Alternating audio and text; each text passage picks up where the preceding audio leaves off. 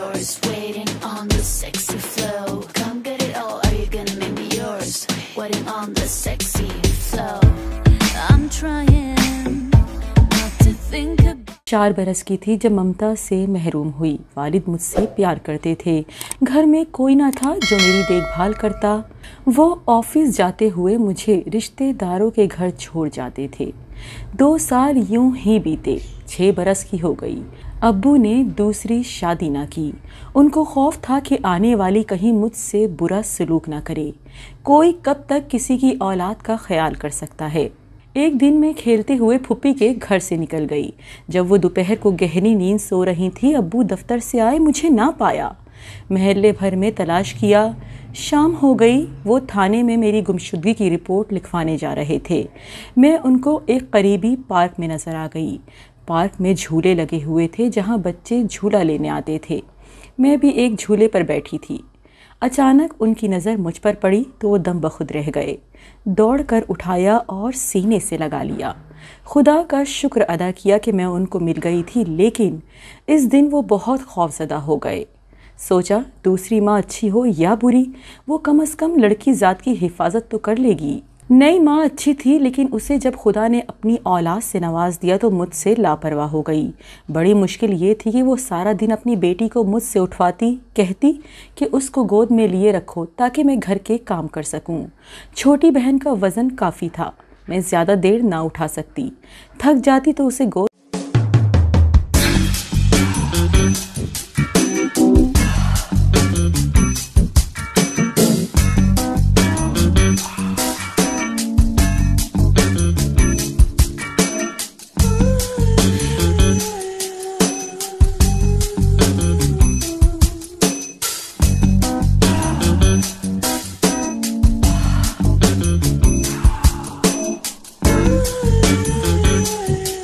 से उतार देती, तब वो रोने लगती।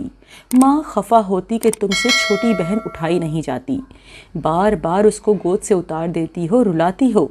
मैं क्या कहती कि थक जाती हूँ, तभी गोद से उतार देती हूँ। इन्हीं दिनों अब्बू ने मुझे स्कूल में दाखिल करा दिया। स्कूल से आते ही माँ मुझ पर अपनी बच्ची लाद देती। थकन से स्कूल का काम भी ना कर सकती, तब उस्तानी से मार पड़ती। मैं कमसिनी में भी सख्त परेशान रहने लगी। हमारे पड़ोस में खाला जमीला का मकान था। उनका एक बेटा था और एक बेटी जो मेरी ही हम उम्र थे। कभी कभार उसके साथ खेलने जाती। उसका नाम हिना था। वो मेरी सहेली बन गई। अब मैं उसके भाई मुराद से पढ़ लिया करती थी। वो मुझे बहन कहता था। इन लोगों को मुझसे हमदर्दी थी कि वो मेरे हालात जानते थे।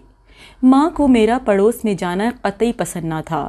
खाला हसीना के डर से मुझे वहाँ जाने से मना ना करती, मगर जब भी उनके घर से लौटती अम्मी बहाने बहाने से मारने लगती।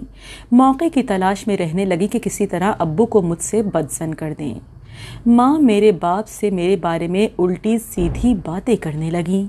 उनको शक गुजरने लगा कि मैं पड़ोस में जाकर कहीं गलत माहौल तो नहीं अपना रही। एक दिन जबकि वो ड्यूटी से लौट रहे थे, मैं हिना के घर से निकली तो उन्होंने मुझे उनके घर जाने से मना कर दिया। नतीजा ये निकला कि मैं पढ़ाई में किसी से मदद ना ले सकी और फेल हो गई।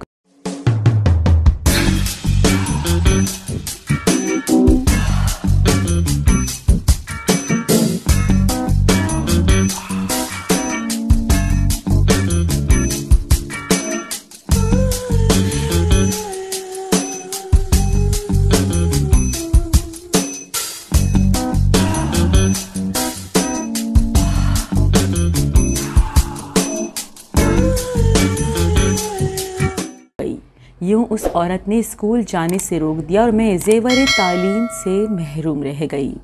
इस बात का सख्त सदमा हुआ। मैं गमज़दा रहने लगी। अपनी सहेली और उसके घर वालों की मोहब्बत और हुस्न सलूक याद करके आंखों में आंसू आ जाते थे। खाला हसीना जब प्यार से बुलाती और अपने हाथों से बालों में कंघा करके मेरे बाल संवारती तो मुझको बहुत अच्छा लगता। उनका प्यार महसूस करके बहुत खुश हुआ करती। अब मेरा घर में दिल ना लगता और दम घुटता था।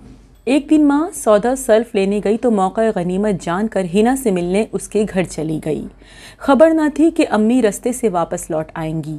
मुझको घर में ना पाकर पड़ोस में आई और बाजू से पकड़कर घर ले गईं। शाम को अब्बा घर आए तो क्या उनके कान में फूंका कि वो तैश में आकर थप्पड़ मारने लगे। फिर बोले कि कल बाजार से गंजा करने की मशीन लाकर तेरे सारे बाल काट दूंगा, फिर तू शर्म से कदम नहीं निकालेगी।